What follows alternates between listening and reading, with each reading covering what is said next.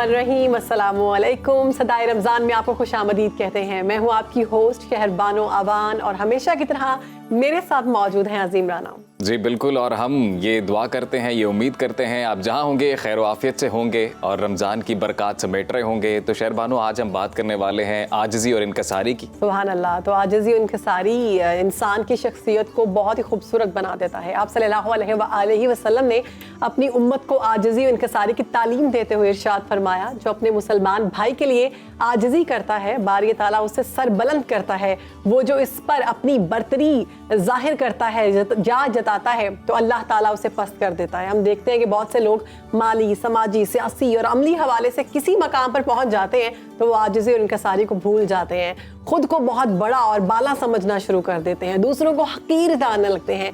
तो ऐसे नहीं करना चाहिए और अपने जी बिल्कुल, किसी को भी अपने से छोटा नहीं समझना चाहिए। अगर हम आजिज़ी और इनकसारी वाला रवैया अपनाएंगे तो यकीनन मुआशरे में प्यार, मोहब्बत, अख़ुवत और खैर खाही आम हो जाएगी और अल्लाह तबारक ताला की रज़ा हासिल हो सकती है। अल्लाह ताला से ये दुआ है कि हम सबको तकब्बुर से महफूज फरमाए, आजिज़ी और इनकसारी के रास्ते पर चलने की तौफीक अता फरमाए।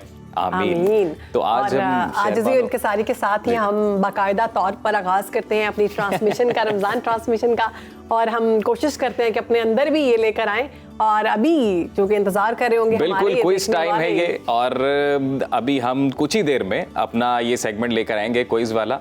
तो उसमें रूल्स आपको पता है, होता ये कि जी हम सवाल करते हैं, आप जवाब देते हैं। सरप्राइज है मेरे पास। क्या चीज? आज एक के बजाय 2 इनामात दिए जाएंगे। वाह वाह वाह, एक के बजाय 2 कॉलर्स होंगे। 2 कॉलर्स, यानी कि आज 2 लोगों को मौका मिलेगा हमारे ये गिफ्ट जीतने का। स्पार्क स्मार्टफोन्स की जानिब से ये गिफ्ट तकसीम किए जा रहे हैं। स्पार्क स्मार्टफोन की जानिब से Neo 6 आपको फोन दिया जा रहा है और स्पार्क स्मार्टफोन्स की जानिब से ये वॉच दी जा रही है, वॉच भी आपको दी जाएगी। 1। तो अब ये स्मार्ट वॉच किसके नाम होगी, स्मार्टफोन कौन जीतेगा? आप शहरबानो जल्दी से मैं रूल्स बता दूं। टीवी स्क्रीन पर आ रहे हैं। बिल्कुल, नंबर टीवी स्क्रीन पर आ रहे हैं जी। आपने कॉल करनी है, कॉल करने के बाद हम आपसे सवाल पूछेंगे, 4 ऑप्शंस आपको दिए जाएंगे। आपके पास सिर्फ 30 सेकंड्स होंगे। इस 30 सेकंड के दौरान आपने सही ऑप्शन बताना है। अगर आपने सही ऑप्शन बता दी तो पहले सवाल का सही जवाब देने वाले को मिलेगा स्पार्क स्मार्टफोन की जानिब से Neo 6 का ये स्मार्टफोन, और उसके बाद दूसरे कॉलर को सही जवाब देने पर स्मार्ट वॉच दी जाएगी। तो देखते हैं जी किसकी कॉल मिलती है। कॉल हमारी आएगी, उसके बाद ही सवाल पूछा जाएगा। तो उम्मीद है कि कॉलर जो है वो कॉल मिला रहे होंगे। तो पहली कॉल हमारे साथ है। अस्सलाम वालेकुम, कौन बात कर रहे हैं, कहाँ से? वालेकुम अस्सलाम जी, आपका नाम क्या है, कहाँ से बात कर रहे हैं आप? मेरा नाम मोहम्मद उस्मान है, मैं लाहौर से बात कर रहा हूँ। ठीक है मोहम्मद उस्मान, आपको हमारे रूल्स एंड रेगुलेशंस का पता है? जी 30 सेकंड्स में आपने जवाब देना होगा। तो सवाल आपका ये है, कब्र में सवालात पूछने वाले फरिश्तों के नाम क्या हैं? जी बिल्कुल, और ऑप्शंस आपको बताए जाते हैं जी। नंबर 1 मुनकर नकीर, करामन कातबीन, हजरत इजराइल और जिब्राइल, शेखैन करीमैन। मुनकर एंड नकीर। बिल्कुल उस्मान, आपने दुरुस्त जवाब दिया है जी, और कांग्रेचुलेशंस, आप जीत चुके हैं स्पार्क स्मार्टफोन Neo 6। ये इनाम आपका हुआ। हमारी टीम आपसे राब्ता रखेगी। आप अपना मेलिंग एड्रेस उन्हें दे दीजिए और जल्दी ये तोहफा आप तक पहुंच जाएगा। तो बहुत बहुत मुबारक आपको, आपने बिल्कुल दुरुस्त जवाब दिया। जो भी फोन करता है वो सवाल का जवाब दुरुस्त देता है। हमारी जानब से कोशिश भी होती है थोड़ा सा आसान सवाल हो। तो अभी एक ब्रेक है, दूसरा इनाम आपको बाद में दिया जाएगा। ब्रेक के बाद वापस आते हैं, कहीं मत जाइएगा, देखते रहिए सदाए रमज़ान।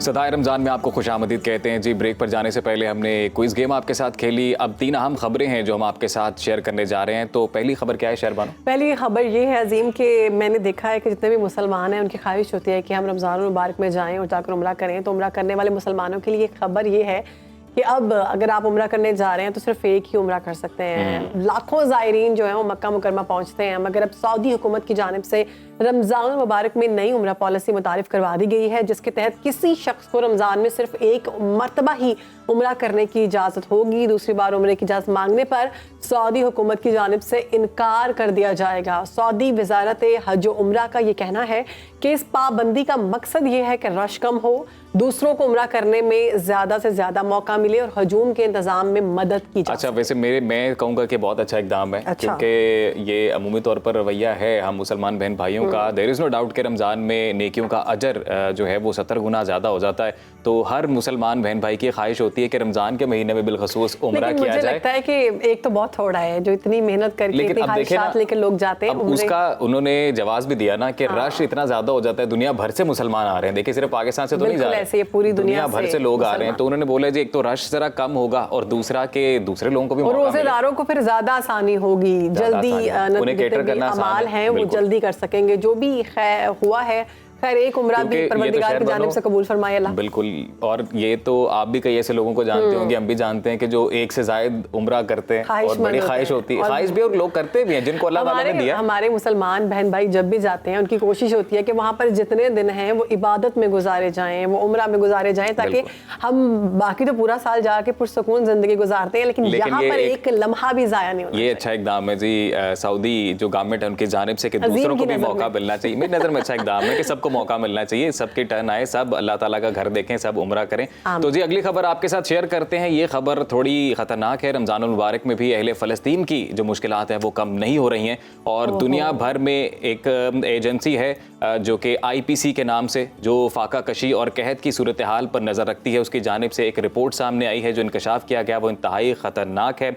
IPC ने अपनी रिपोर्ट में जो इंकशाफ किया है वो ये है कि जी अब मकबूजा फ़लस्तीन में मई तक जो है वो कहत फैल जाएगा, वहाँ के तमाम शहरी कहत का शिकार हो जाएंगे। IPC के मुताबिक गज़ा की निस्फ से ज़्यादा आबादी फाका कशी का शिकार है। और दूसरी तरफ अक़वाम मुत्तहिदा के सरबराह एंटोनियो गुतेरेस का ये कहना है कि गज़ा में कहत इंसान का अपना पैदा करदा अलमिया है। अगर इसराइल पूरे गज़ा में इमदादी सामान की फराहमी को मुमकिन बनाए तो कहत के इस बड़े ख़तरे को रोका जा सकता है। और IPC रिपोर्ट में यह भी कहा गया कि गज़ा में 11 लाख से ज़्यादा अफराद को खाने पीने की शदीद किल्लत का इस वक्त सामना है। शिमाली गज़ा और दीगर इलाकों में मिडल ऑफ द मार्च, वस्त मार्च से मई के दरमियान कहत का खतरा बढ़ता नजर आ रहा है। तो ये बड़ी खतरनाक है, बहुत ही तकलीफ देह हैं। अगर हम वीडियोस देख रहे हैं तो वो एक अरसे से वहाँ पर जो एक समा है जंग का सा, और लोग जो हैं वो शहीद हो रहे हैं, बच्चे छोटे छोटे शहीद हो रहे हैं, और जो जिंदा हैं वो भूख से इस दुनिया से अब तो शहरबानो कहत का जो है वो खतरा मंडलाना शुरू हो गया है। और इसमें वो एंटोनियो गुतेरेस की जानिब से बात की गई है। एक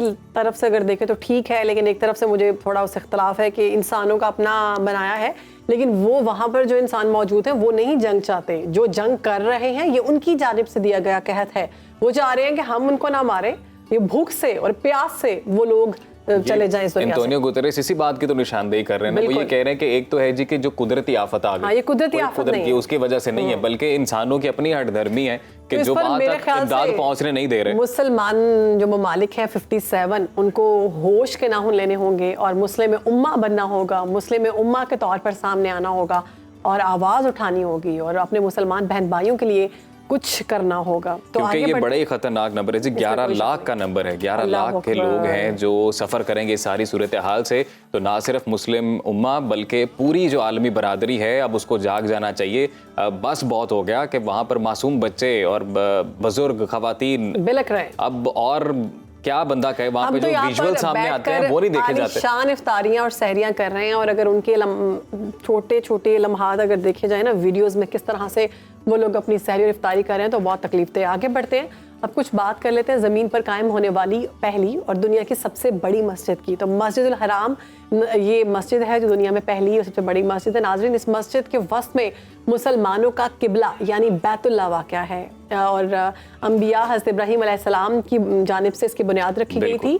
बैतुल्लाह की तामीर में 5 पहाड़ों के पत्थर इस्तेमाल हुए थे और ये बग़ैर छत के एक मुस्तईल नुमा इमारत थी जिसके दोनों अतराफ बड़े बड़े दरवाजे थे और वो खुले हुए थे जो सतह ज़मीन के बराबर थे, और इन दरवाज़ों से हर खासो हाम को गुजरने की इजाज़त थी। मस्जिदुल हराम सतह समंदर से 330 मीटर बुलंद है, जबकि इसका कुल रकबा 40,08,020 मुरब्बा मीटर है और हज के दौरान यहाँ 40,20,000 अफराद समा सकते हैं। तो इस्लाम के इब्तदाई ज़माने में ये मस्जिद आज के मुकाबले में बहुत छोटी थी। उस्मानी दौर में मस्जिद मौजूदा सहन तक फैल गई, जबकि सबसे बड़ी तोसी सऊदी दौरे हुकूमत में हुई जिसमें मस्जिद को दौरे जदीद के मेयारात के मुताबिक बनाया गया। तो इस वक्त मस्जिद के 112 छोटे बड़े दरवाजे और 3 से ज़ायद मंजिलें हैं जिनमें हज़ारों नमाजी इबादत कर सकते हैं और एक वक्त में इबादत कर सकते हैं। बहुत खूबसूरत और उतनी खूबसूरत विजुअल है, वाह सुभान अल्लाह, बहुत खूबसूरत। मतलब क्या बात है। और ये पहली मस्जिद है जिसकी बुनियाद रखी गई और इसकी बुनियाद हज़रत इब्राहीम अलैहिस्सलाम की जानिब से रखी गई। तो मैंने आपसे वादा किया था कि आज हम आपको 2 इनामात देंगे, तो ब्रेक पे जाने से पहले एक इनाम तो आपको दोबारा हम क्विज की जानिब जा रहे हैं। बिल्कुल, दोबारा हम क्विज की जानिब बढ़ रहे हैं। आप अपने मोबाइल फोन से नंबर मिलाना शुरू कर दें। नंबर जो है हमारी टीवी स्क्रीन पर कुछ ही देर में, और आप नंबर मिलाएंगे, उसके बाद आपसे सवाल पूछा और शेरबानो सवाल इस बार मैं पूछने वाला हूं। बिल्कुल, सवाल आप पूछेंगे। मैं कोशिश करूंगा थोड़ा सा ट्रिकी सवाल पूछूंगा, हाँ। क्योंकि हम हर बार बहुत ही आसान सवाल पूछते हैं। हालांकि हम चाहते भी हैं कि आप जीते इनाम, लेकिन कुछ तो जरा दिलचस्प होनी चाहिए ना। कि कॉलर साथ है जी। अस्सलाम वालेकुम। वालेकुम अस्सलाम जी, कौन बात कर रही हैं, कहाँ से? सफीना मुजफ्फराबाद से। सफीना जी, सफीना बात कर रही है ना आप? सफीना बात कर रही हूँ मुजफ्फराबाद से। ठीक है सफीना, आपको हमारी गेम के रूल्स पता है? हम लोग अभी एक सवाल आपसे पूछेंगे, मैं और शहरबानो 4 ऑप्शंस आपको बताई जाएंगी। अगर आपने सही ऑप्शन बताई और सही जवाब दे दिया तो आपको मिलेगा स्पार्क स्मार्टफोन की जानिब से स्मार्ट वॉच का तोहफा। ओके, रेडी हैं जी? आप सवाल मैं आपसे पूछता हूँ। सवाल ये है जी कि कौन सी सूरा के शुरू में बिस्मिल्लाहिर्रहमानिर्रहीम नहीं पढ़ी जाती? तो सफीना, आपके ऑप्शंस हैं। ऑप्शन नंबर 1 है सूरह तौबा, ऑप्शन नंबर 2 सूरह नमल, ऑप्शन नंबर 3 सूरह बकरा और ऑप्शन नंबर 4 सूरह इखलास।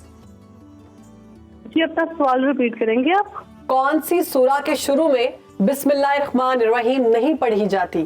तो ऑप्शंस बताऊं दोबारा से? नहीं, ओके, सूरह तौबा। बिल्कुल जवाब सफीना, बिल्कुल दुरुस्त सफीना। जवाब आपने दिया। बहुत बहुत मुबारक आपको, आप जीत चुकी हैं हमारी स्मार्ट वॉच, बल्कि हमारी नहीं, स्पार्क्स की जानिब से स्मार्ट वॉच आपके नाम हुई। और ये स्मार्ट वॉच का जो है तोहफा वो आपको बहुत बहुत मुबारक हो। और कुछ ही देर में ये तोहफा आप तक पहुंच जाएगा अगर आपने सही तौर पर अपना मेलिंग एड्रेस दे दिया। हमारी टीम आपसे राब्ता एड्रेस जो है वो आप बता दीजिएगा हमारी टीम को। अभी एक ब्रेक ले रहे हैं, ब्रेक के बाद हाजिर होते हैं। आपने कहीं जाना नहीं, देखते रहिए सदाए रमजान।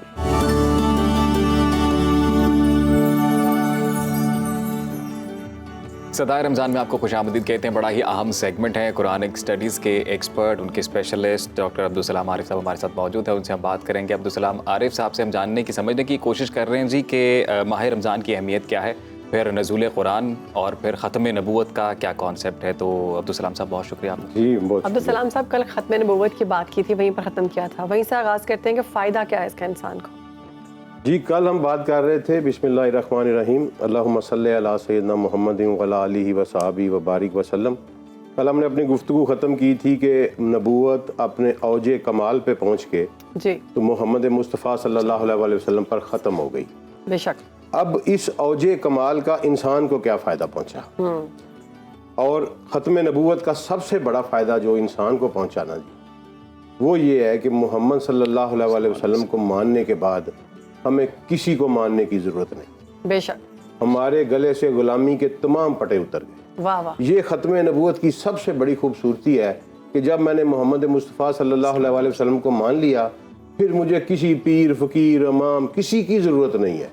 जो चीज़ जो उनके ताबे होगा हम उसको मानेंगे। बेशक। हम उसकी पाँव धोने के भी तैयार हैं जो मेरे रसूल के ताबे होगा। बेशक। लेकिन जो मेरे रसूल से अगेंस्ट होगा, ताबे नहीं होगा, वो चाहे जो मर्जी हो, वो हवा पे उड़े, वो चाहे पानी पे चले, हम उठा के बाहर फेंक देंगे। बेशक। ये सबसे बड़ा इनाम है रसूल अल्लाह सल्लल्लाहु अलैहि वसल्लम की नबूवत का कि इंसान को हर किसी की गुलामी से आज़ाद कर दिया कि आज के बाद इंसान को किसी की गुलामी की ज़रूरत नहीं। उसने अल्लाह की गुलामी कर ली, उसके बंदे मोहम्मद सल्लल्लाहु अलैहि वसल्लम को खातमुल नबूवत में मान लिया, वो इस मकसद में पूरा हो गया। सुभान अल्लाह। दूसरा ये फ़ायदा है कि कोई बंदा ये दावा नहीं कर सकता, ठीक है जी, कि किसी भी हैसियत से ठीक। मौला अली अलैहिस्सलाम जब नबी सल्लल्लाहु अलैहि वसल्लम की रूह मुबारक परवाज कर गई तो जस्द मुबारक पर आए, बोसा दिया और कहा या रसूलल्लाह, आपकी मौत दूसरे अंबिया की मौत से मुख्तलिफ है।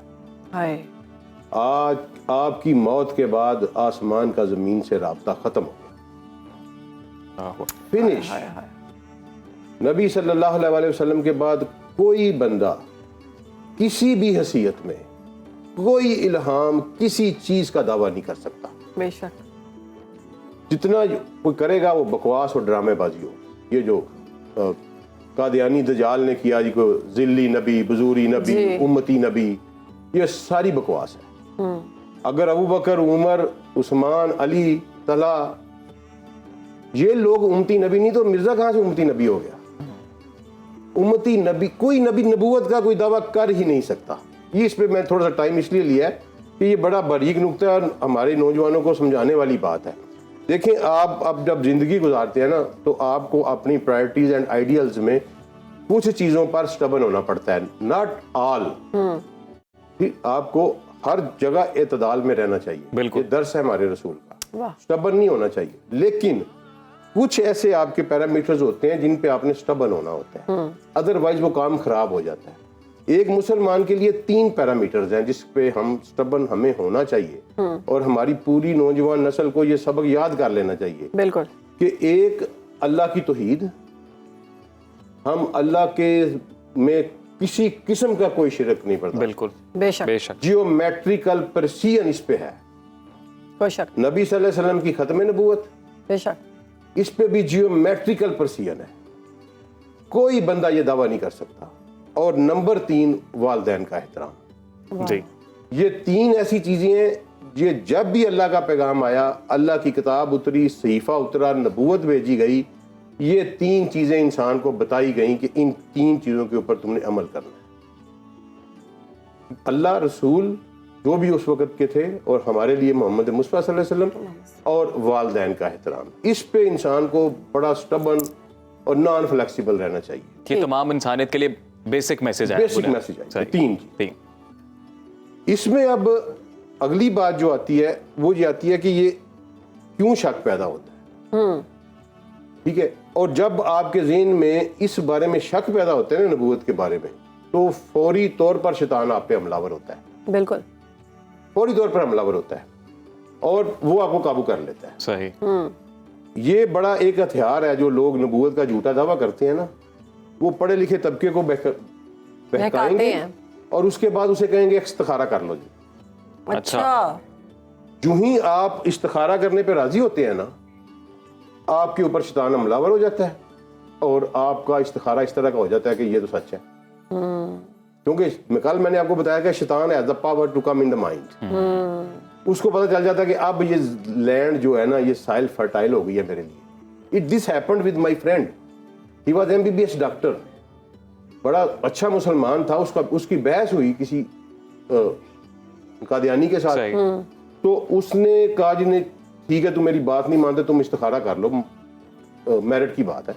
अच्छा। उसने कहा मैं इस्तिखारा कर लेता हूँ। अब उसको इस्तिखारा जो है वो कोई और आ गया, उसको ख्वाब आ गया कि अच्छा, ख्वाब आ गया उसको। इस्तिखारा यही होता है ना जी। अल्लाह। और भी कई तरीके होते हैं इस्तिखारे के। पर जो उसने सही सही।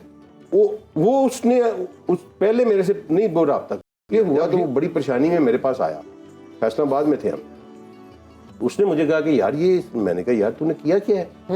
तूने जो ही ये माना कि हो सकता है, कि तू ऐसा हो सकता है, तू काफिर हो गया। इमाम अबू हनीफा ने फतवा दिया हुआ है इसके ऊपर कि खत्म नबूवत के मुनकर से दलील मांगने वाला भी काफिर है। अल्लाह। कि उसने दलील मांग के शक का इजहार किया। शक की गुंजाइश ही नहीं इस मामले है में। नहीं sir, it is geometrical precision है इसमें। एक कहते हैं ना नैनो इशारिया जो भी कुछ, उसकी भी गुंजाइश नहीं है। और कुरान में भी है कि आज दिन तुम पर मुकम्मल कर दिया। मुकम्मल कर दिया गया, वही वो कमाल दे दिया गया ना। वाह। तो इसके ऊपर हमारी नौजवान नस्ल के लिए ये खसूसी पैगाम है कि इस पे हम स्टबन रहेंगे। इसके अलावा हम सारी जिंदगी में जितने भी एस्पेक्ट हैं हम एतदाल में गुजारेंगे। हाँ। हम फ्लेक्सिबल में रहेंगे। उनमें रिसर्च कर सकते हैं। ठीक है। इन 3 पॉइंट, आपके वालिदैन के साथ कोई गुस्ताखी करे, आपका कोई हक नहीं बनता उसके साथ कोई रिलेशन रखने, कोई बंदा भी हो। वालिदैन इवन मुशरक हो, आप उनकी इस हवाले से, शिरक के हवाले से बात ना माने, फिर भी आपको हक नहीं कि आप उनसे बदतमीजी करें। ठीक है। इसमें भी प्रेसिजन है, जियोमेट्रिकल प्रेसिजन एग्जिस्ट करती है। माँ बाप का एहतराम लाजिम हर हाल आपके में। पास कोई इख्तियार नहीं उनकी बेअदबी करने का और ना ही उस शख्स के साथ रिलेशन रखने का जो आपके वालिदैन का गुस्ताख हो। तो ये 3 चीजें जो है ना जी, ये बहुत जरूरी हैं। ठीक है। आगे दूसरी चीज जो थी हमने की थी कि ये कुरान जो है वो किस तरह से सबसे बड़ा वाक़या, सबसे बड़ा वाकया है वाह, रमजान सुभान का। अल्लाह। अब उसमें 2-4 चीजें आज मैं बताता हूँ आपको जल्दी जल्दी से कि जब कुरान नाज़िल हुआ तो उससे पहले एक साइंटिफिक नजरिया था टॉलमी का। ठीक है जी, टॉलमी का नजरिया ये था कि जमीन खड़ी है और सारी चीजें उसके गिर्द घूम रही हैं। सही।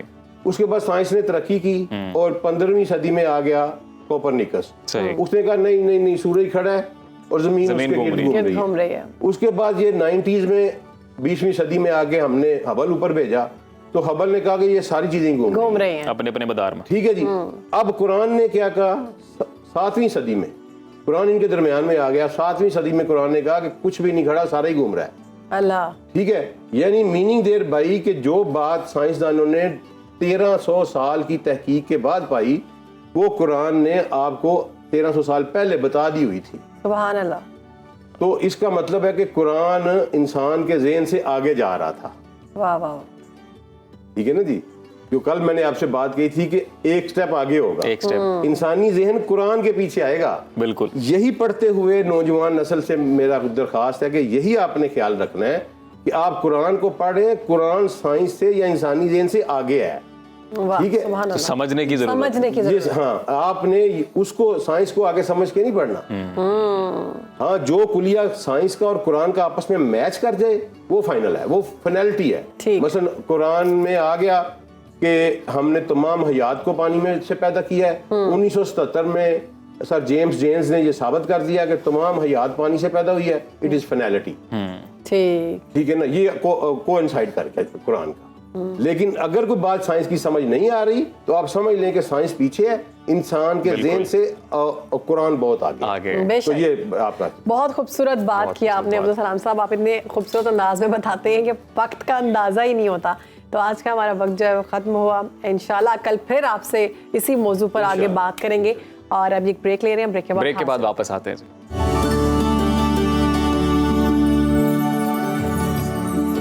वेलकम बैक जी। प्रोग्राम में आगे बढ़ते हैं, बात करते हैं इख्तलाफ राय की। तो फितरी तौर पर हर इंसान दूसरे इंसान से मुख्तलिफ होता है, मिजाज मुख्तलिफ होते हैं, सोचने का अंदाज मुख्तलिफ होता है, आदात मुख्तलिफ होती हैं, शाऊर और एहसास भी मुख्तलिफ होता है। अच्छा जी, यही वजह है कि एक जो बाखबर इंसान है वो दूसरे की राय को सुनता है, फिर उसे अपनी निगाह से देखता है, अपने दिमाग से सोचता है, दिल में समझता है, फिर हाल, मुस्तकबिल और फिर अंजाम को पेश नज़र रखता है और फिर जाकर कहीं वो अपना नज़रिया उस पर कायम करता है। हमारा मज़हब भी हमें रवादारी, दरगुजर, तहम्मुल और बर्दाश्त, अमन व सलामती का दर्ज देता है, मगर हम आपस में शीरो शकर होने के बजाय आपस में दस्तो गिरेबान नज़र आते हैं। हम इख्तलाफ को बर्दाश्त करने के लिए तैयार नहीं हैं।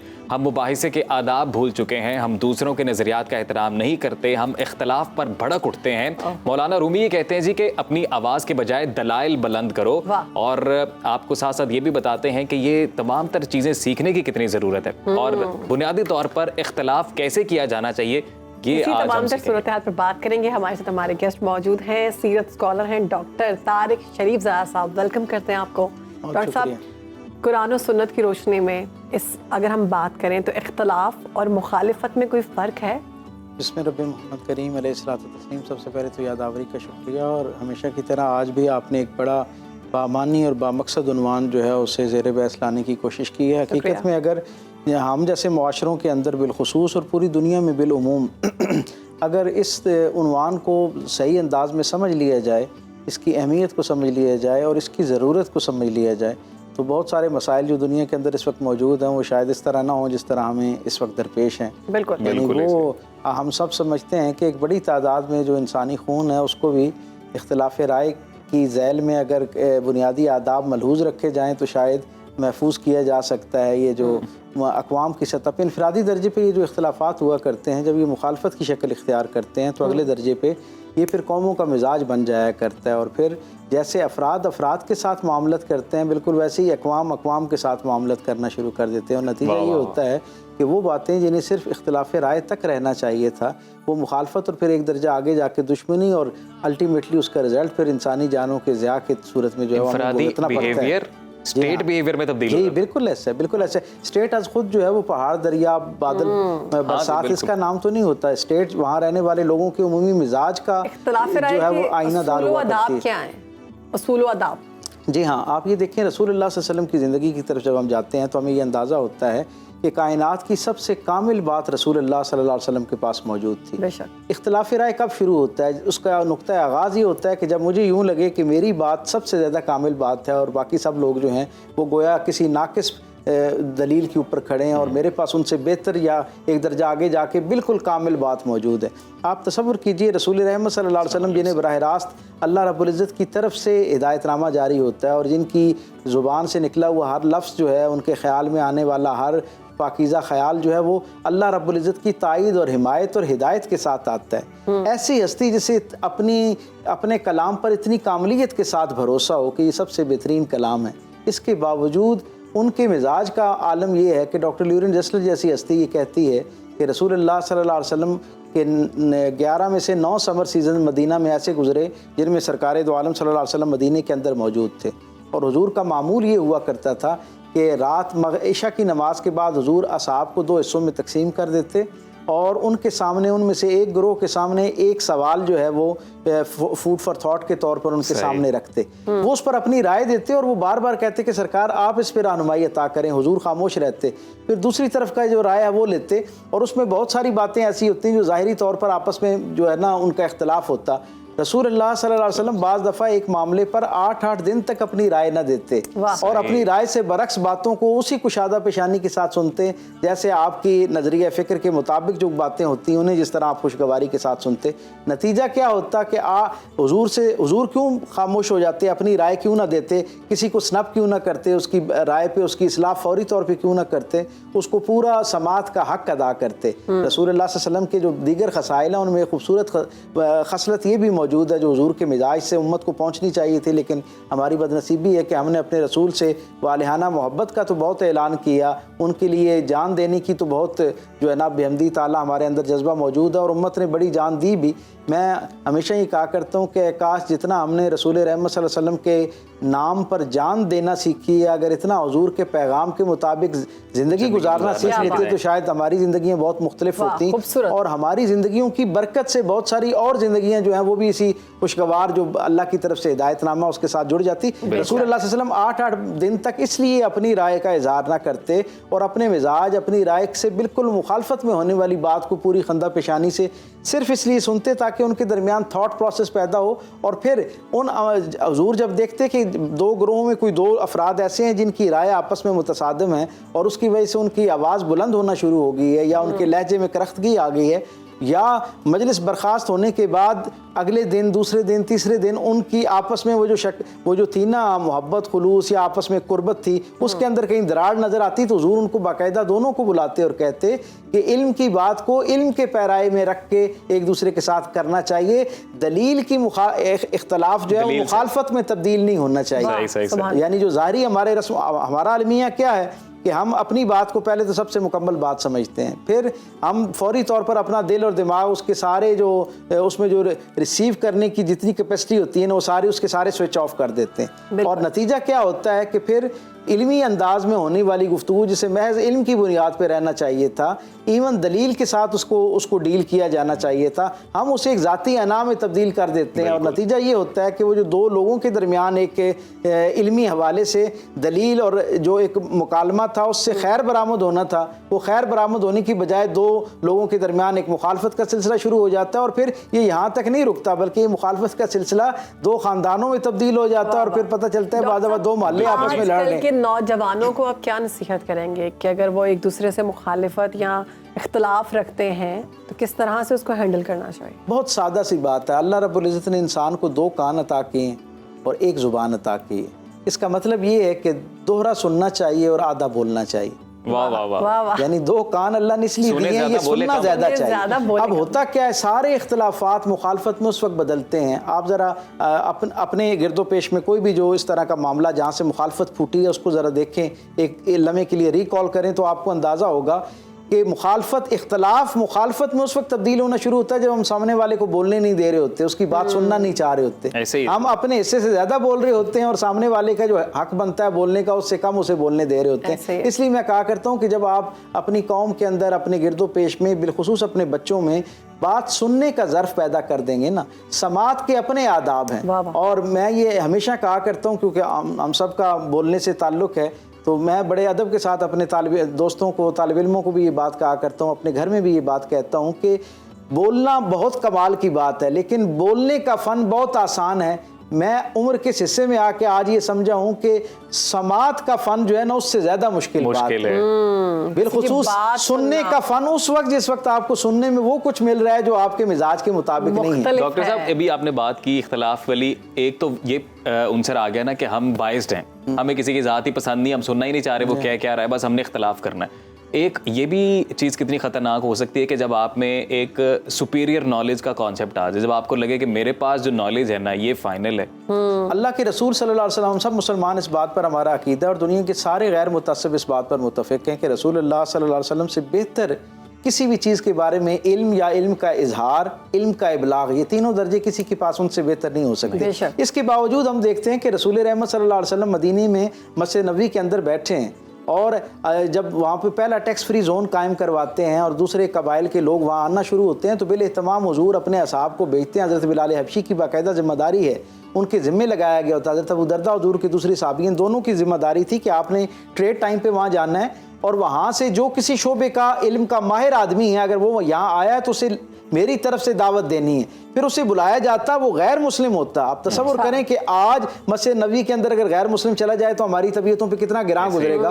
रसूलुल्लाह सल्लल्लाहु अलैहि वसल्लम का इल्मी ज़ौक़ देखें और इल्म की हौसला अफजाई देखें और मुखालिफ जो ग्रुप है या इख्तलाफ राय रखने वाला जो बंदा है उसकी कितनी कदर व मंजिलत है। रसूलुल्लाह सल्लल्लाहु अलैहि वसल्लम अपने साथ अपने मनसब पर जहाँ हुजूर खुद बैठते थे वहाँ उसे बिठाते और हुजूर अपने असहाब के साथ बैठकर बतौर सामे उससे सवाल करते। सुभान अल्लाह। और जब असहाब अपने मिजाज से जाहिर है क्योंकि असहाब का अपना एक मिजाज था, बशरी तकाजे के तहत जब उनको असहाब में से कोई तल्ख सवाल करता तो हुजूर उनको टोक देते, अपने सहाबी को टोक देते और कहते कि ये हमारे मेहमान भी हैं और ये हमारे मोहसिन भी हैं। आप किन को कह रहे हैं? जो ज़ाहिरी तौर पर जो ईमान की दौलत से महरूम है लेकिन वो हुजूर उसको कहते हैं कि बहुत खूबसूरत बात कर रहे हो, इसलिए तुम हमारे बहुत शुक्रिया आपके वक्त का और बड़े ही खूबसूरत अंदाज में आपने ये बात समझाई। तो जी आई एम श्योर हम सब सीख चुके हैं कि इख्तलाफ कैसे करना चाहिए। ब्रेक लेते हैं जी, ब्रेक के बाद वापस आते हैं। तो जी मेहनत में अजमत है, ये जुमला तो आपने अक्सर सुना होगा। हमारे प्रोग्राम में शामिल अगले मेहमानों की कहानी सुनकर आपका इस जुमले पर यकीन और पुख्ता हो जाएगा। ये कहानी है हैदराबाद के नवाही इलाके टंडो जाम की, जहां गलियों में समोसे बेचकर अपने बच्चों को तालीम दिलवाने वाले हबीब अंसारी को अपनी मेहनत का फल मिल गया है और उनकी एक नहीं बल्कि 2 होनहार बेटियां सिंध पब्लिक सर्विस कमीशन का इम्तिहान पास करके महकमा लाइफ स्टॉक में ग्रेड 17 की ऑफिसर तैनात हो गई हैं। सबाहत और सदफ की कामयाबी की ये मुनफरिद दास्तान उन्हीं से जानते हैं। बिल्कुल, आपको वेलकम करते हैं सदफ और सबाहत। हमें ये बताया गया कि किराए का घर है, वालिद साहब समोसे बेचते हैं, तालीमी सफ़र के बारे में बताइएगा। जी मैं डॉक्टर सदफ अंसारी, मैंने अपनी इब्तिदाई तालीम टंडो जाम से ही हासिल की है और फिर इंटर करने के बाद जो है मैंने एग्रीकल्चर यूनिवर्सिटी में डीवीएम में एडमिशन लिया। उसके बाद जो है मैंने ग्रेजुएशन कंप्लीट किया फिर 2017 में। उसके बाद मैंने एमफिल में एडमिशन लिया वेटनरी माइक्रोबायोलॉजी में, तो मैंने 2021 में एमफिल अपनी कंप्लीट की। और मेरे वालिद साहब जो है बचपन से ही समोसे मतलब हम जब छोटे थे हम किराए के मकान में ही रहे हैं शुरू से, और मेरे वालिद साहब जो है थाल पे समोसे बेचते थे, यूनिवर्सिटी में भी बेचते थे और यूनिवर्सिटी की जो कॉलोनी है SAU कॉलोनी वहाँ भी मेरे वालिद साहब स्कूल में और यूनिवर्सिटी में समोसे बेचते थे शुरू से ही। और मेरे घर वालों मेरी फैमिली जो है उन्होंने बहुत सपोर्ट किया हमें स्टडी में, पढ़ाई में बहुत ज़्यादा, मतलब बहुत ज़्यादा मेहनत की मेरे वालिद साहब ने, जिस वजह से हम इस मुकाम पर हैं आज। और मैंने 2 बार पहले भी टेस्ट क्वालिफाई किया है, तीसरे अटेम्प्ट में किया है, पर मेरा इंटरव्यू क्लियर नहीं हो पाया। ये मेरा 3rd टाइम इंटरव्यू क्लियर हुआ है और मैं बहुत ज़्यादा खुश हूँ अपनी इस पर। और मेरे वालिद साहब भी बहुत खुश है, मेरी फैमिली भी बहुत खुश है। मेरी जो छोटी सिस्टर है सबाहत अंसारी, उसका 1 साल 4 महीने हो गए तकरीबन जो हुए हैं, वो भी वेटनरी। तो फिर सदफ अगला सवाल सब आज से करते हैं। सबाहत आप ये बताइएगा कि आपने तो फर्स्ट अटेम्प्ट में ही इम्तिहान पास कर लिया था, जो इन्फॉर्मेशन हमें मिली, तो आपका ये सफर कैसा रहा? मेरी भी स्टार्टिंग से अगर लें तो मेरी जो प्राइमरी सेकेंडरी एजुकेशन है और कॉलेज वगैरह वो सारा जो है गवर्नमेंट इदारों से मैंने तालीम हासिल की अपनी। अच्छा। और उसके बाद जो है मुझे असल में जो है मैं आपसे शेयर करूं, मुझे था लॉयर बनने का शौक ना, लेकिन कुछ फाइनेंशियल इश्यूज भी थे और वालिद साहब ने भी कहा कि बेटा ऐसा करें इस वाली यूनिवर्सिटी में करीब के करीब है और हम मैनेज भी कर पाएंगे, आप इसी में एडमिशन ले लें। क्योंकि डॉक्टर सदफ का पहले एडमिशन DVM में हो चुका था, ये मुझसे 2 साल जो है सीनियर है। तो फिर मेरे वालिद साहब ने कहा आप भी यहीं ले लें। तो मैंने कहा ठीक है, जहाँ आप कहें वहाँ में मतलब पढ़ लूंगी, पढ़ना है। तो ऐसा हुआ कि मैंने एडमिशन ले लिया और मेरे जो है फाइनल हो गया। जैसे ही फाइनल हुआ तो वैसे ही SPSC में जो है एडवर्टाइजमेंट आई और मैंने जो है अप्लाई किया और मेरा जो है फुली मेरिट पे जो है मैंने फर्स्ट अटेम्प्ट में क्वालिफाई कर लिया, रिटन क्लियर कर लिया। उसके बाद इंटरव्यू की मैंने तैयारी की भरपूर तरीके से। मेरे वालिद साहब ने यही हौसला दिया कि बेटा परेशान नहीं हो, इंटरव्यू भी तुम्हारा क्लियर हो जाएगा। तो वैसे ही हुआ कि मेरा इंटरव्यू भी जो है क्लियर हो गया और आज मुझे जो है 1.5 साल हो रहे हैं अपनी जॉब को और अभी मैं गेजेटेड ऑफिसर हूँ अल्हम्दुलिल्लाह। तो ये सब जो है मतलब अब ये सोचने में आता है कि मेरे वालिद साहब ने कहा आप यहीं पे एडमिशन ले लो और यहाँ एडमिशन लेने के बाद और ऐसे मतलब जो है फ्लो के साथ स्मूथली सारी चीजें जो है ऐसे होती गई। और फिर अब्बू ने कहा देखो मैंने कहा था ना कि तुम इधर ले लो, तुम्हारे लिए जो है ये बेहतर होगा। और वही हुआ कि मेरी बहुत बेहतरी हुई। जबरदस्त। अच्छा, आप दोनों की 6 बहन भाई और हैं, वो क्या कर रहे हैं मुस्तकबिल में? वो भी आपको फॉलो करेंगे या किसी और फील्ड में जाने का इरादा है उनका? जी मेरे हम 8 बहन भाई हैं।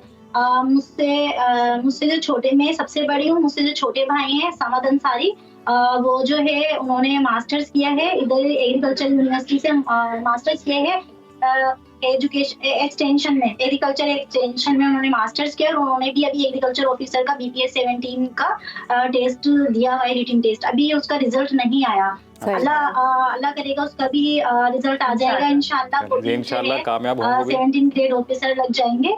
और उनसे जो छोटी है सबाहत है, डॉक्टर सबाहत है, और उनसे जो छोटी डॉक्टर सबाहत से जो छोटी है सिस्टर, वो जो है सनोबा अंसारी, वो जो है आर्टिस्ट है और सोशियोलॉजी में जो है उन्होंने मास्टर्स में एडमिशन किया है अभी। और उनसे जो छोटी है शबीना अंसारी, वो इंग्लिश लिटरेचर में जो है मास्टर्स कर रही है। उसके बाद शबीना अंसारी से छोटा भाई है अब्दुल सबूर अंसारी, वो इस्लामाबाद पिंडी में जो है स्कॉलरशिप पर जो है नस्ट में स्टडी कर रही है, फर्स्ट ईयर है उनकी भी। और उसके अलावा जो है उनसे छोटे सारिन अंसारी हैं, वो अभी मैट्रिक में है। और उनसे छोटी बस एक बहन है अलमास, वो अभी 7th क्लास। और मैं ये आप बाकी इनका तो जो है डिफरेंट उसमें है, डिफरेंट फील्ड्स में है ये सब। बाकी हम दोनों ही जो है हम दोनों सिस्टर। फिर तो जी आपसे एक मैसेज बनता है जाते जाते, क्योंकि हम तो अक्सर ये देखते हैं कि लोग अपनी नाकामी का जिम्मेदार गुर्बत और वसाइल की कमी को ठहराते हैं, लेकिन आपने ऐसे इन्वायरमेंट में इतनी तालीम हासिल की, शानदार कामयाबी हासिल की, तो क्या पैगाम देंगे आप लोग? मैं यही पैगाम देना चाहूँगी कि गरीबी जो है स्टडी पर असरअंदाज नहीं होनी चाहिए। मेरे अब्बू ने भी समोसे बेचे हैं और हमने बहुत ज़्यादा जो है गरीबी देखी है, यहाँ तक कि हम एक टाइम खा लेते थे, दूसरे टाइम का पता नहीं होता था। तो मैं यही कहूँगी कि खर्चे कम कर लें जो भी है, पर अपने जो है बच्चों को लाजमी पढ़ाएं ताकि वो जो है आगे बढ़ सकें स्टडी में और मतलब कुछ बन सके, उन्हें हौसला दें। और माँ बाप को यही चाहिए कि उन्हें बच्चे को आगे पढ़ाएं और बच्चों को भी चाहिए कि वो इंटरेस्ट करें, पढ़ाई में इंटरेस्ट दें।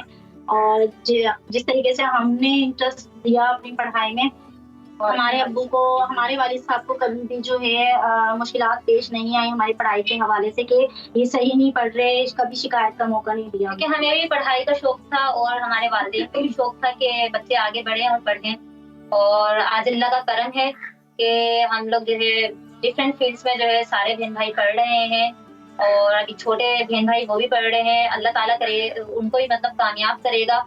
और मैं यही मैसेज देना चाहूँगी कि अमीरी और गरीबी ये जो है इंसान के अपने जहन की होती है। अगर जो है हौसले बुलंद हो आपके और अल्लाह पे यकीन हो, खुद पे यकीन हो, तो कोई चीज मुश्किल नहीं होती, नामुमकिन नहीं होती। अल्लाह ताला आसानियां पैदा करते हैं, रास्ते निकालता है और जो है सब हो जाता है। और यही मैं आप मैसेज देना चाहूँगी।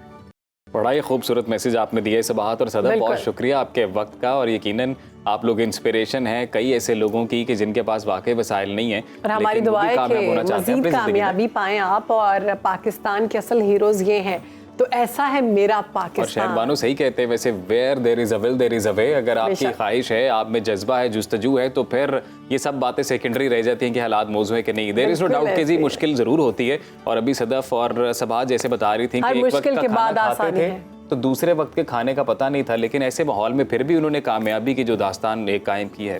तो एक छोटी सी ब्रेक ले रहे हैं, उसके बाद appreciation हाथ से बनती है रो जी। रहे हैं। आपने कहीं जाना नहीं है, हमारे साथ ही रहिए।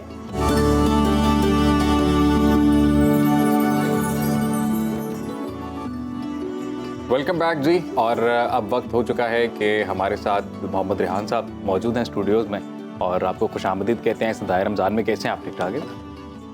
तो आज आप हमें क्या सुनाएंगे? मैं आपको नाम सुनाऊंगा अल्हम्दुलिल्लाह। प्लीज़।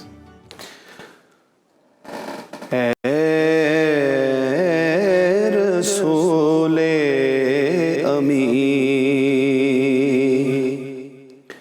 खतमुल मुरसली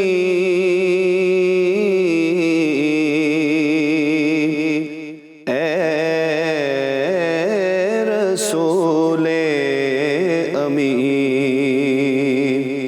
खतमुल मुरसली तुझसा कोई नहीं, तुझसा कोई नहीं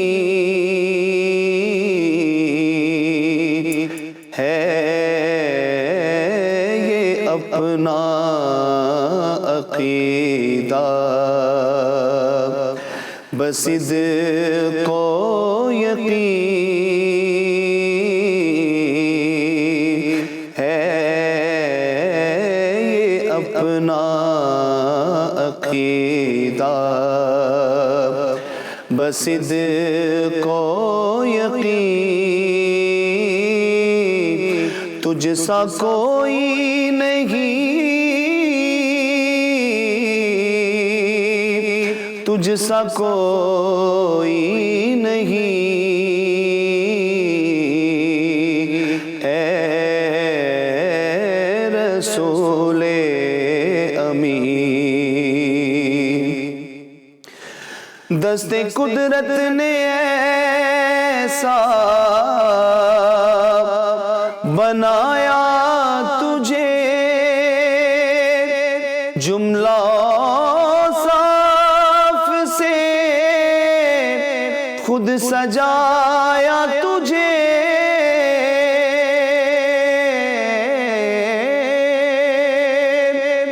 दस्ते कुदरत ने ऐसा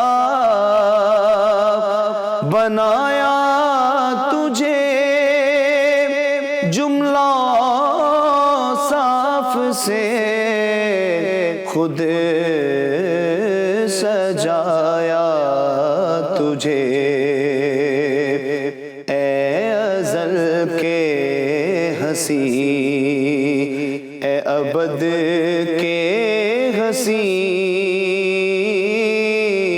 तुझसा कोई नहीं,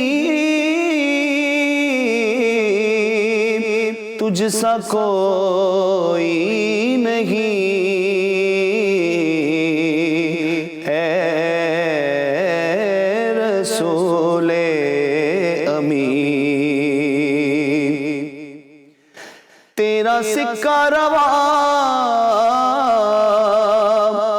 कुल जहां में हुआ, इस ज़मीं में हुआ, आसमां में हुआ,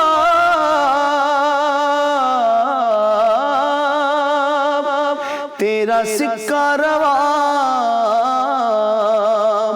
कुल जहां में हुआ, इस ज़मीं में हुआ, आसमां में हुआ। क्या अरब क्या अजम सब है ज़ेरे नगी, क्या अरब क्या अजम सब है ज़ेरे नगी,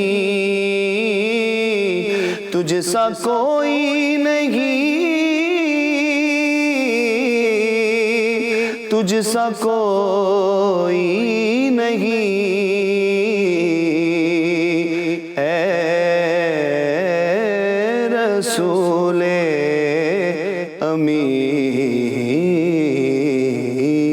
सुभान अल्लाह, बहुत सुभान खूबसूरत अल्लाह, आवाज और सुभान बहुत खूबसूरत कलाम। रेहान साहब बहुत रेहान निज़ामी शुक्रिया। साहब बहुत शुक्रिया सर, सुभान अल्लाह, बड़ी खूबसूरत अल्लाह ताला ने आपको आवाज़ दी, बड़ा अच्छा कलाम पढ़ा आपने, बहुत शुक्रिया आपके आपकी बात का। तौफीकात में इजाफा करे परवरदिगार। एक छोटी सी ब्रेक ले रहे हैं, उसके बाद हाजिर होते हैं। खुशामदीद इंतहाई अहम सेगमेंट इस्लामी तहजीब और तारीख। तो आज हम दुनिया के खूबसूरत तरीन इस्लामी मुल्क मराकश की बात करेंगे। फ़ाद काज़मी साहब हमारे साथ मौजूद हैं, उनसे बात करते हैं मराकश के बारे में। जी फ़ाद साहब। जी, एक तो इस्लामिक हिस्ट्री पे हम कॉन्वर्जेशन कर रहे हैं, और मैं इससे पहले कि हम मराकश की बात करें, एक बात जो मैं ज़रूर कहना चाहता हूँ, मेन स्ट्रीम मीडिया में शायद पहली दफ़ा इस तरह का सेगमेंट हो रहा है, एंड व्हाट वी वांट कि हमारी यूथ ये सुने और उसको वो शाइनिंग हिस्ट्री जो हमारी लॉफ्टी आइडियल्स थे जिस पे मुसलमान खड़े थे उसका पता चले। और अगर हम तब कर सकते हैं तो आज भी अल्हम्दुलिल्लाह अल्लाह करेगा कि इंशाअल्लाह हमारी उम्मत मुस्लिमा कामयाबी और कामरानी की मनाजिल जो है तय करेगी। मराकश के ऊपर आज हम बात कर रहे हैं और ये नॉर्थ अफ्रीका है, और मैं चाहूँगा कि थोड़ा सा आप अगर विजुअली थोड़ा सा इमेजिन करें, हज़रत उमर फ़ारूक रज़ी अल्लाह ताला अन्हु के दौर में ये बल्क ऑफ फतूहात जो हैं हमने देखी हैं, और एक तरफ सासानियन एम्पायर, इरानियन एम्पायर, वो उस वक्त की वर्ल्ड पावर थी, दूसरी तरफ रोमन एम्पायर, और रोमन एम्पायर बहुत बड़ी थी। और ये ख़ास तौर पे जब हम बाइजेंटीनियन एम्पायर की बात करते हैं कि मुसलमानों का इनके साथ मुकाबला था, तो सीरिया इनके कब्ज़े में था, इजिप्ट इनके कब्ज़े में था, आप ऊपर चलें तो ट्यूनीसिया, अल्जीरिया, ये सारे ममालिक इनके कब्ज़े में थे। अब हज़रत उमर फ़ारूक रज़ी अल्लाह ताला अन्हु के दौर में जब हमने मिस्र को फ़तह किया है, मिस्र was also part of the Byzantinian empire, तो वहाँ से मुसलमानों ने कहा कि अब हम आगे चलते हैं। सही। तो इजिप्ट से आगे ट्यूनीसिया है, उससे पहले तो लीबिया है, लीबिया के बाद ऊपर ट्यूनीसिया है, ट्यूनीसिया के साथ ही अगर आगे देखें तो अल्जीरिया है, और अल्जीरिया के बिल्कुल आखिर में मराकश है, और मराकश के बाद अटलांटिक ओशन है, सही। और उसके पार यूरोप है।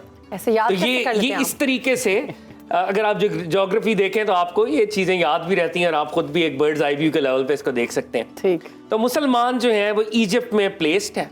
हज़रत उमर के दौर में इन्होंने पेशकदमी की, लेकिन हज़रत उमर ने उस वक्त जो जनरल थे अमर बिन अलास, उनको कहा कि आप अभी अपना कंट्रोल मिस्र में कंसोलिडेट करें। तो हज़रत उमर के दौर में भी कुछ आगे ये बढ़े, लेकिन हज़रत उमर के कहने और हुक्म पर ये वापस इन्होंने मिस्र को ही अपना एक सेंटर बनाया। सही। और फिर जब आगे हम बढ़ते हैं, बनु उमय्या की गवर्नमेंट बनती है, तो ये अफ्रीका की तरफ इन्होंने मूव करना शुरू किया। ठीक। और अफ्रीका में जब ये ट्यूनीसिया के अंदर पहुंचे हैं, यानी मिस्र को क्रॉस किया, लीबिया, लीबिया से आगे ट्यूनीसिया जो आजकल ट्यूनिस पे उर्दू में जिसको कहते हैं, ठीक ठीक। तो वहां पे एक शहर कायम किया, और उस शहर को कहते थे कैरवान।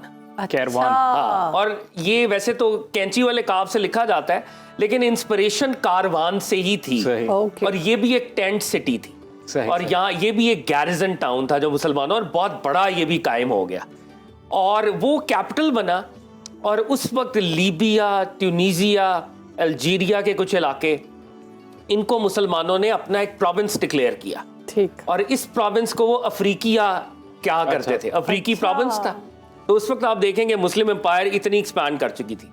अब मोरक्को तो और भी आगे था, तो मोरक्को के अंदर जो है वो इन्वेजन्स का सिलसिला हुआ, लेकिन वो कोई परमानेंट उस तरह से विक्ट्री नहीं मिलती थी। तो फिर दो जनरल्स का किरदार बड़ा अहम है, एक उकबा बिन नाफे सही। और एक Musa bin Usair. These are two generals. और उकबा बिन नाफे, इसको एडवर्ड गिबन जो कि बहुत बड़ा हिस्टोरियन है, जिसकी किताब भी है the decline and fall of Roman empire, उसने भी रिकॉर्ड किया है कि ये जो उकबा बिन नाफे था, ये मोहम्मदी सिकंदर आजम था, क्योंकि मुसलमानों को मोहम्मदन कहा जाता है, तो अंग्रेजी में उसने कहा कि मोहम्मदन अलेक्जेंडर। और उकबा बिन नाफे जो है ये आगे बढ़ रहे थे, और ये बढ़ते बढ़ते बढ़ते मोरक्को तक पहुंचे। और मोरक्को में जब ये पहुंचे तो ये अटलांटिक ओशन आगे आ गया, और इन्होंने कहा कि इलाहुल आलमीन, अगर ये समंदर मेरा रास्ता ना रोकता तो मैं और मजीद आगे बढ़ता और अल्लाह अकबर कहता हुआ मजीद फतुहात करता। अच्छा। लेकिन मोरक्को तक ये पहुंचे और मराकश इन्होंने कुछ कंट्रोल कायम किया, लेकिन समहाउ वो एक लंबी हिस्ट्री है। बहरहाल इनको वापस आना पड़ा, इनको भी वापस थोड़ी देर के लिए बुलाया गया और फिर इनकी शहादत हुई। वहाँ पे जो दूसरे बाइजेंटीनियन वहाँ पे एम्परर था, उसने मिल के इनको शहीद, इनकी शहादत भी वहाँ पे हो गई बाद में।